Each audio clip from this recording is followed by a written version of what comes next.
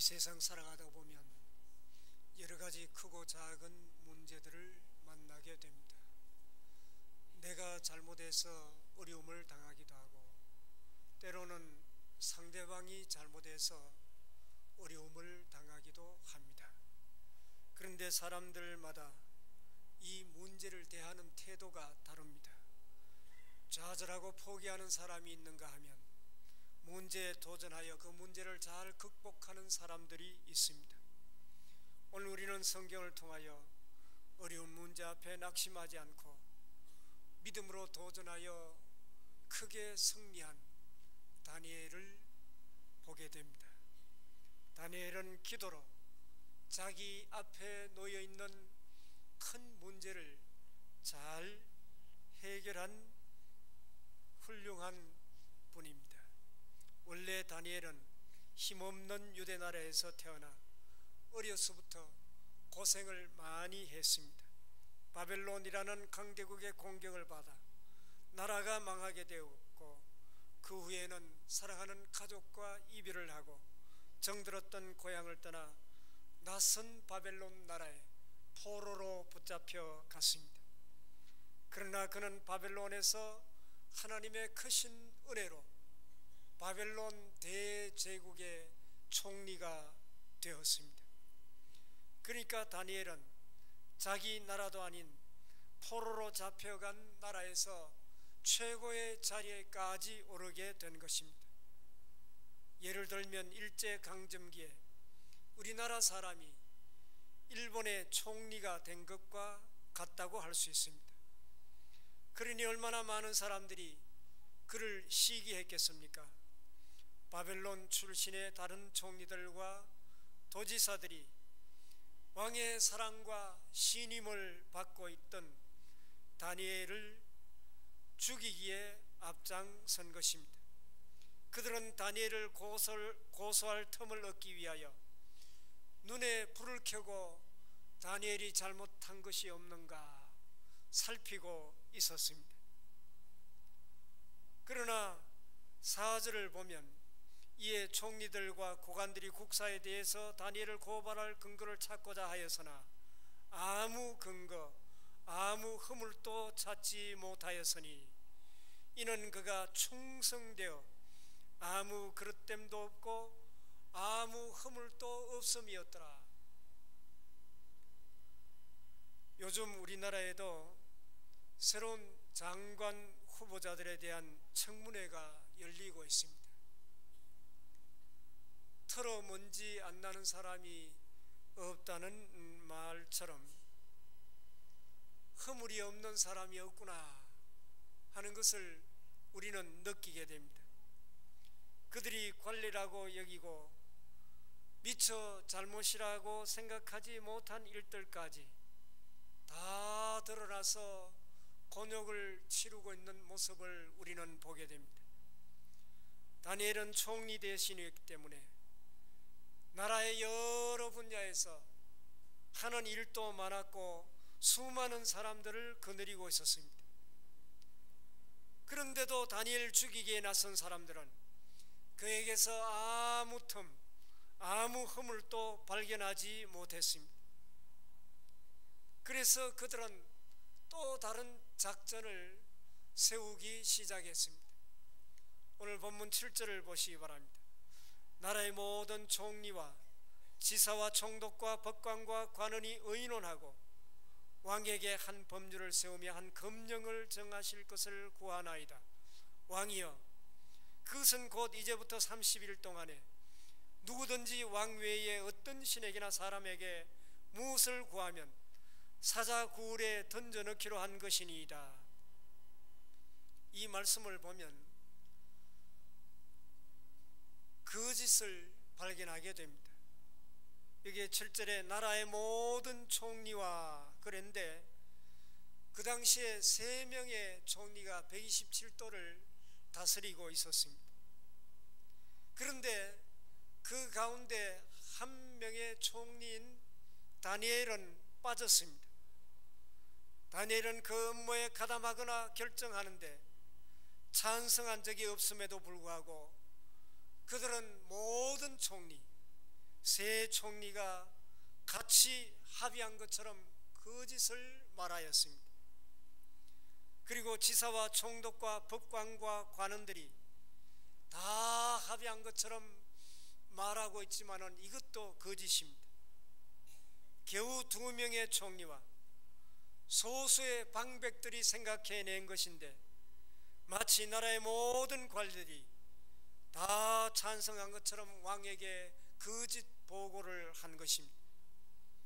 그리고 왕에게 30일 동안 왕 외에 다른 신에게 기도하거나 사람에게 무엇을 구하면 사자굴에 던져 넣자는 것이었습니다. 그 다음에 말로만 한 것이 아니라 그것을 문서로 만들어서 왕의 도장을 찍자고 합니다. 왜냐하면 에스더 8장 8절에서 보는 바와 같이 왕의 이름을 쓰고 왕의 반지로 도장을 찍으면 그 조서는 왕이라도 취소할 수 없었기 때문입니다. 다리오 왕은 자기를 축혀 세우는 신하들의 꾀임에 그만 넘어가고 만 것입니다. 신하들이 자기를 신처럼 높이 받들어 주는 말에 깊이 생각해 보지도 않고 그만 결정해 버리고 만 것입니다. 그래서 9절 말씀 보면 이에 다리오 왕이 조서에 왕의 도장을 찍어 검령을 내니라. 이제 누구도 이 조서를 어길 수가 없습니다. 만약 이 명령을 어기는 사람은 신분 여하를 막론하고 사자굴에 던져져서 사자의 밥이 될 수밖에 없었습니다. 이때 다니엘은 어떻게 행동했습니까? 10절을 보시기 바랍니다. 다니엘이 이 조서에 왕의 도장이 찍힌 것을 알고도 자기 집에 돌아가서는 윗방에 올라가 예루살렘으로 향한 창문을 열고 전에 하던 대로 하루 3번씩 무릎을 꿇고 기도하며 그의 하나님께 감사하였더라. 이 말씀을 보면 다니엘의 기도의 자세를 볼 수가 있습니다. 문제 앞에 다니엘은 사람을 찾아가지 않았습니다. 그는 사람 대신 하나님을 찾았습니다. 그는 다리오 왕의 절대적인 신임을 받고 있는 총리 대신이기 때문에 얼마든지 왕에게 찾아가서 이 조서는 나를 죽이려고 하는 음모에 불과합니다. 이 조서는 잘못된 것입니다. 얼마든지 왕에게 말할 수도 있었을 것입니다. 그리고 자기 외에 2명의 총리에게 찾아가 자신은 결코 합의한 적이 없는데 왜 왕에게 거짓을 말하느냐 따질 수도 있었을 것입니다. 그러나 다니엘은 사람에게 찾아가지 않았습니다. 인간적인 방법을 모색하는 대신에 그는 하나님에게 나아가 하나님께 기도했던 것입니다. 문제를 놓고 하나님을 찾아 하나님께 기도했습니다. 우리에게도 문제 앞에 이런 자세가 필요합니다. 문제가 생기면 사람을 찾는 대신에 하나님을 찾아야 할 것입니다. 크고 작은 문제들이 우리의 삶을 혼란하게 만들 때 우리가 할 수 있는 최선의 방법이 무엇이겠습니까? 어떤 사람은 누군가 상의하기 위해서 사람을 찾아가고 사람에게 전화하고 사람의 도움을 요청할 것입니다. 어떤 사람은 문제 앞에 방문을 걸어 잠그고 시리에 빠져 낙심하고 많은 사람도 있습니다.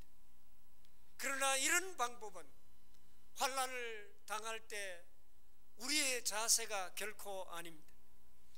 시편 50편 15절 말씀 보면 환난 날에 나를 부르라 환난 날에 나를 부르라. 내가 너를 건지리니 네가 나를 영화롭게 하리로다. 환난을 당할 때 나를 부르라. 하나님을 부르라는 것입니다. 이처럼 환난 때 우리가 해야 될 최선의 일은 다름 아닌 하나님을 찾는 일입니다. 기도의 자리에 나와 간절히 하나님께 부르짖을 때 하나님께서는 우리의 뒤엉켜진 모든 문제를 해결해 주시고 하나님께서 은혜를 베풀어 주실 것입니다. 다니엘은 문제 앞에 사람을 찾지 않고 하나님을 찾았습니다. 그리고 다니엘은 사람을 두려워하지도 않았습니다. 앞으로 벌어질 상황을 잘 알고 있음에도 그는 조금도 두려워하지 않았습니다. 10절 상반절 말씀 보면 다니엘이 이 조서에 왕의 도장이 찍힌 것을 알고도 이렇게 말씀하고 있습니다. 다니엘은 다리오 왕이 쓴 조서의 내용, 앞으로 30일 동안 왕의 명령을 어기고 기도하다가 발각되면 사자굴에 던져질 수밖에 없다는 사실을 너무나 잘 알고 있었습니다. 아마 우리가 이런 상황에 처하게 되면 우리는 어떻게 행동하겠습니까? 예수님도 이방인들 앞에서 비둘기처럼 순결하되 뱀처럼 지혜롭게 행동하라고 말씀하셨는데 이 법은 단지 앞으로 30일 동안만 유효한데 30일 동안은 문을 걸어 잠그고 그저 은밀한 가운데 보시는 하나님께 기도하자, 그렇게 얼마든지 생각할 수 있을 것입니다. 그러나 다니엘은 그렇게 하지 않았습니다. 모든 것을 알고도 집에 돌아가서 2층에 올라가서 창문을 활짝 열고 적들이 보는 앞에서 떳떳하게 예루살렘으로 향하여 무릎을 꿇고 전에 하던 그대로 기도하였던 것입니다. 왜냐하면 그는 사람을 두려워하지 않았기 때문입니다. 그는 앞으로 일어날 일에 대해서 조금도 걱정하지 않았습니다.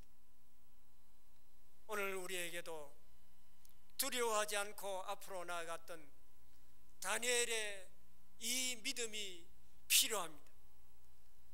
사람을 두려워하지 않는 믿음이 우리에게도 필요합니다. 우리의 두려움의 대상은 결코 사람이 아니라 하나님을 두려워해야 됩니다. 주님께서 마태복음 10장 28절에 몸은 죽여도 영혼은 능히 죽이지 못하는 자들을 두려워하지 말고 오직 몸과 영혼을 능히 지옥에 멸하시는 자를 두려워하라. 우리가 사람을 두려워하지 않고 하나님을 두려워할 때 어떤 상황 가운데서도 담대할 수 있습니다. 하나님을 아버지로 모시고 살아가는 우리들은 세상을 두려워할 것이 아니라 세상을 정복하고 다스려야 할 것입니다. 이사야 41장 10절 말씀 보면 두려워하지 말라, 내가 너와 함께함이라. 놀라지 말라, 나는 네 하나님이 됨이니라. 내가 너를 굳세게 하리라. 참으로 너를 도와주리라. 참으로 나의 의로운 오른손으로 너를 붙들리라. 여러분, 하나님의 이 약속을 믿으시기 바랍니다. 우리와 동행하시며 우리를 굳세게 하시는 하나님을 기억하시기를 바랍니다. 우리를 도와주시고 하나님의 능력의 오른손으로 우리를 붙들어 주시는 하나님을 더욱 의지하시기를 바랍니다. 다니엘은 사람을 두려워하지 않았습니다. 다니엘은 전에 행하던 대로 믿음으로 기도했습니다. 그는 20세 어린 나이에 포로로 끌려와 이제 정권이 바뀌고 바벨론이 멸망하고 메대와 페르시아 나라가 등장을 하게 됩니다. 그는 80세 고령입니다. 그는 죄악된 이방 문화 속에 권모술수 부정부패가 만연한 정치 세계 중심에 놓여 있었습니다.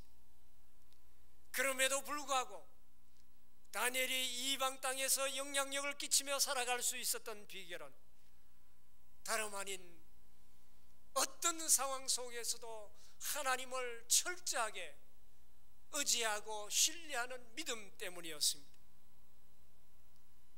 믿음이 그로 하여금 이런 어려운 상황 가운데서도 결코 좌절하지 않게 했습니다. 오늘 본문에 등장하는 다니엘을 보십시오.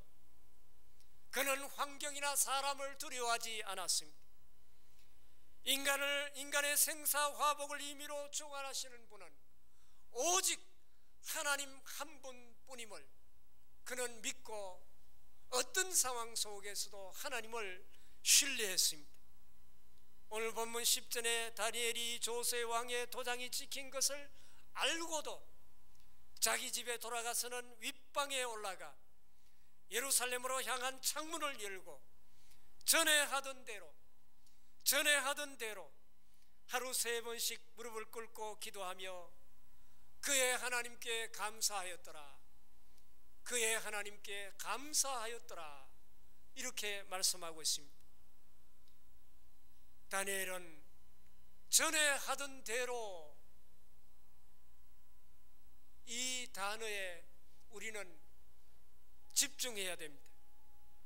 그는 30일 동안 다리오 왕에 위해 어떤 사람이나 어떤 신에게 기도하면 사자굴에 던져진다는 왕의 조서가 있기 전이나 왕의 조서가 있은 후에나 조금도 변함없이 전에 하던 대로 기도했다는 것입니다. 과거에 하루에 3번씩 기도했던 대로 왕의 검령이 선포되었음에도 불구하고 여전히 변함없이 하루에 3번씩 기도했습니다. 다음으로 우리가 눈여겨보아야 할 말씀은 하나님께 감사하였더라 하는 말씀입니다. 다니엘은 이런 상황 가운데서도 하나님께 감사의 기도를 드렸습니다. 자기가 기도하면 어떤 일이 일어난다는 사실을 알면서도 다니엘은 오히려 하나님 앞에 감사했습니다. 여기서 우리는 다니엘의 믿음을 볼 수가 있습니다. 사실 지금 처해 있는 다니엘의 형편은 하나님 앞에 감사할 수 있는 그런 상황이 아니었습니다. 감사하기는커녕 하나님, 내가 이렇게 신실하게 어떤 상황에서도 하나님을 의지하고 하나님의 영광을 위하여 기도하며 몸부림쳤는데 사자굴에 던져진다니요, 이게 웬일입니까? 오히려 하나님을 원망할 수도 있는 상황이었습니다. 그리고 자기를 죽이려고 하는 그 정적들을 하나님 심판하여 주세요, 그렇게 기도할 수 있었을 것입니다. 그러나 다니엘은 그렇게 하지 않았습니다. 오히려 이런 상황 가운데서도 하나님 앞에 감사했습니다. 다니엘이 어떤 상황 가운데서도 하나님께 감사할 수 있었던 것은 그가 하나님의 선하신 뜻과 선하신 섭리를 믿고 있었기 때문입니다. 로마서 8장 28절에 하나님을 사랑하는 자 곧 그의 뜻대로 부르심을 입은 자들에게는 모든 것이 합력하여 선을 이루노니라. 다니엘에게는 이 믿음이 있었기 때문에 절체절명의 환경 가운데서도 그는 믿음으로 기도하고 하나님께 감사할 수 있었던 것입니다. 이런 상황 가운데 하나님 앞에 감사하며 기도했을 때 어떤 일이 일어났습니까? 오늘 본문 뒤에 22절 23절을 보시기 바랍니다. 나의 하나님이 이미 그의 천사를 보내어 사자들의 입을 봉하셨으므로 사자들이 나를 상해하지 못하여 사오니 이는 나의 무지함이 그 앞에 명백함이오며 또 왕이여 나는 왕에게도 해를 끼치지 아니하였나이다 하니라. 왕이 심히 기뻐서 명하여 다니엘을 굴에서 올리라 하며 그들이 다니엘을 굴에서 올린즉 그의 몸이 조금도 상하지 아니하였으니 이는 그가 자기의 하나님을 믿음이었더라. 성경은 그가 믿음으로 기도하자 그의 몸이 조금도 상하지 아니하였다고 말씀하고 있습니다. 하나님께서 돕는 천사를 보내어 사자의 입을 막아버렸기 때문입니다. 다니엘처럼 우리도 믿음으로 기도하면 하나님께서 돕는 천사를 우리에게 보내어서 우리를 보호하여 주실 것입니다. 믿음의 기도는 하늘 보호자를 움직입니다. 그러므로 문제 앞에 원망과 불평하기보다는 다니엘처럼 믿음으로 기도하여 하나님의 역사를 체험하는 우리 모두가 되어야 할 것입니다. 사랑하는 교회 여러분, 다니엘은 문제 앞에 사람을 찾지 않았습니다. 또 문제 앞에 사람을 두려워하지도 않았습니다. 다니엘은 도저히 기도할 수 없는 상황이었지만, 아니 기도하면 안 되는 상황이었지만 그럼에도 불구하고 그는 기도했습니다. 오늘 다니엘의 이 모습을 우리도 배워야 할 것입니다. 여러분, 환경이 어렵습니까? 좌절할 수밖에 없는 일이 생겼습니까? 삶이 고통스럽습니까? 다니엘처럼 그럼에도 불구하고 기도하시기를 바랍니다. 조셉 스크라이버는 지금부터 약 200년 전 1819년 아일랜드에서 태어났습니다. 청년이 되었을 때 그는 전통을 따라 직업 군인이 되고자 했지만은 건강의 문제로 어쩔 수 없이 문학을 전공하게 되었는데, 이 기간에 복음을 접하고 예수 그리스도를 구주로 영접하게 되었습니다. 그리고 대학을 졸업한 후에 그는 교직에 몸을 담습니다. 1843년 그의 인생에 있어서 큰 비극이 찾아왔습니다. 결혼식 하루 전날 그의 약혼녀는 강위를 강위 다리 위를 말을 타고 가다가 그만 말에서 떨어져 강으로 빠지게 되었고 머리를 심히 다치고 익사하고 맙니다. 이 사고를 강 저편에서 지켜보아야 했습니다. 그 후에 아일랜드에서 캐나다로 이주한 그는 가정교사로 일하는 동안에 캐서린 로체라는 여인과 1859년에 약혼을 하게 됩니다. 결혼을 하기 전에 그의 약혼녀인 캐서린은 몸 전체를 물에 담그는 침례를 받게 됩니다. 추운 날씨에 침례를 받았기 때문에 한기가 들고 아프기 시작해서 갑자기 폐렴이 찾아와 4개월 후에 결국 그도 세상을 떠나게 됩니다. 이처럼 조셉 크리스보는 첫 번째, 두 번째 약혼녀 모두를 잃고 맙니다. 이런 일련의 고통 속에서 죄짐 맡은 우리 구주라는 찬송시가 탄생되고, 멀리 떨어져 병환 가운데 있던 어머니를 위로하기 위하여 이 찬송시를 보내기도 했습니다. 이때까지만 해도 이 찬송시의 2절까지 완성되었습니다. 상상하기 어려운 시련에도 불구하고 그는 독신으로 조그마한 교회에서 목회를 하며 전도자의 삶을 살게 되었습니다. 그는 사람들이 모인 곳이면 어디든지 복음을 전하였습니다. 장소를 불문하고 복음을 전하였기 때문에 때때로 사람들은 그에게 과일이나 채소 찌꺼기를 던지기도 했고 야유를 보내기도 했고 경찰에 신고하여 연행을 당하기도 했습니다. 그러나 그는 복음 전하는 사역을 결코 멈추지 않았습니다.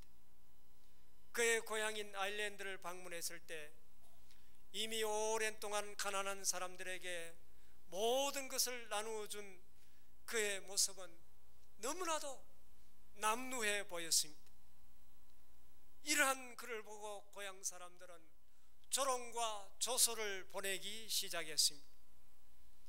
그래서 이 찬송시의 3절인 세상 친구 멸시하고 너를 조롱하여도 예수 품에 안겨서 참된 위로 받겠네, 이런 구절이 서여지게 된 것입니다. 이처럼 조셉 스크라이버는 그가 쓴 찬송시의 내용이 더 마음에 와닿습니다. 죄짐 맡은 우리 구주, 이 찬송에는 걱정, 근심, 무거운 짐, 시험, 괴로움, 이런 말이 계속해서 반복해서 등장하고 있습니다. 아마 그가 겪은 삶의 질곡이 그대로 반영되어 있는 것 같습니다. 살면서 누구나 조셉 스크라이버 같은 그런 사랑하는 사람과의 이별, 사람들로부터 상처, 가난, 불확실한 미래, 이런 온갖 세상 거친 풍파를 경험하게 될 것입니다. 하지만 이 모든 일 속에서도 그리스도는 결코 우리를 떠나지 않는다는, 친구로 함께 계신다는 사실이 얼마나 큰 위로가 됩니까? 그래서 조셉 스크라이버는 죄짐 맡은 우리 구주라는 이 찬송은 많은 그리스도인들로부터 공감을 얻고 사랑을 받고 있는 것입니다. 죄짐 맡은 우리 구주 어찌 좋은 친구인지, 걱정, 근심, 무거운 짐 우리 주께 맡기세. 주께 고함 없는 고로 복을 얻지 못하네. 사람들이 어찌하여 아랠 줄을 모를까. 시험, 걱정, 모든 괴로움 없는 사람 누군가. 부질없이 낙심 말고 기도드려 아뢰세. 이런 진실하신 친구 찾아볼 수 있을까? 우리 약함 아시오니 어찌 아니 아랠까? 근심 걱정 무거운 짐 아니 진자 누군가. 피난처는 우리 예수 주께 기도드리세. 세상 친구 멸시하고 너를 조롱하여도 예수 품에 안기어서 참된 위로 받겠네. 사랑하는 교회 여러분, 근심, 걱정, 무거운 짐이 있습니까? 그럼에도 불구하고 우리의 친구 되시는 주님께 기도하시기 바랍니다. 낙심되는 일이 있습니까? 그럼에도 불구하고 부질없이 낙심하지 말고 사랑의 주님께 기도하시기 바랍니다. 세상 친구로부터 멸시당하고 조롱을 받고 있습니까? 그럼에도 불구하고 위로의 주님께 기도하시기를 바랍니다. 다니엘에게 역사하셨던 하나님께서 오늘 우리에게도 역사하여 주실 줄 믿습니다. 자비로우신 하나님, 하나님의 크신 은혜를 진심으로 감사합니다. 우리가 지금 처해 있는 환경이 다니엘이 겪었던 환경처럼 힘들고 어려운 환경 가운데 놓여 있지 않습니까? 아버지 하나님, 어떤 상황 가운데서도, 기도할 수 없는 상황 가운데서도 다니엘과 같이 그럼에도 불구하고 하나님 의지하며 하나님께 기도할 수 있는 저희들이 되게 하여 주시옵소서. 특별히 이 나라가 어렵습니다. 이 나라를 위하여 기도할 수 있는 저희들이 되게 하여 주시옵소서. 북한 동포들을 위하여 기도하는 저희들 되게 하여 주시옵소서. 남북 통일을 위하여 기도하는 저희들 되게 하여 주시옵소서. 하나님의 역사를 경험하는 저희들 다 되게 하여 주시옵소서. 예수님 이름으로 기도하옵나이다. 아멘.